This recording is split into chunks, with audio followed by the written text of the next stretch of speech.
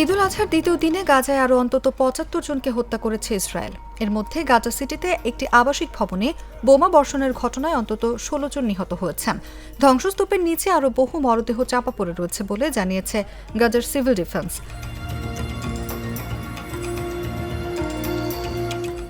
গাজার সাবরা এলাকায় যে ভবনটি ধ্বংস হয়েছে সেখানে কোনো ধরনের সতর্কতা ছাড়াই হামলা চালানো হয়েছে বলে আল জাজিরাকে জানিয়েছে গাজা সিভিল ডিফেন্সের মুখপাত্র মাহমুদ বাসেল। তিনি বলেন, এটি নিখাত এক হত্যাকাণ্ড, পুরোপুরি বেসামরিক মানুষের ভবন ছিল এটি। প্রায় ৮৫ জন এখনও ধ্বংসস্তূপের নিচে আটকে রয়েছেন বলে আশঙ্কা করা হচ্ছে।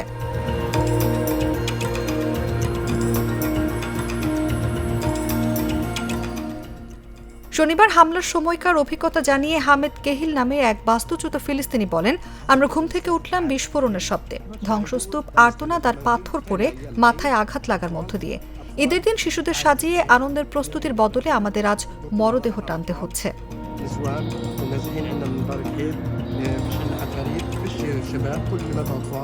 স্থানীয় বাসিন্দা হাসান আল খোর জানান, ধ্বংস হওয়া ভবনটি আবু সারিয়া পরিবারের।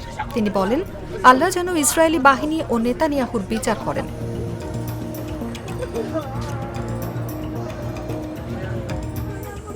ইসরায়েলি সেনাবাহিনী জানিয়েছে, এই হামলায় মুজাহিদিন ব্রিগেডের নেতা আসআদ আবু সারিয়াকে হত্যা করা হয়েছে, যিনি ২০২৩ সালের ৭ই অক্টোবর হামাসের নেতৃত্বাধীন হামলায় অংশ নিয়েছিলেন বলে দাবি তাদের। হামাস ও টেলিগ্রামে দেয়া এক বিবৃতিতে আসাদ ও তার ভাই আহমেদ আবু সারিয়া হত্যার খবর নিশ্চিত করেছে। বিবৃতিতে এক নিরীহ বেসামরিক মানুষের বিরুদ্ধে নৃশংস হত্যাযজ্ঞের অংশ বলা হয়েছে।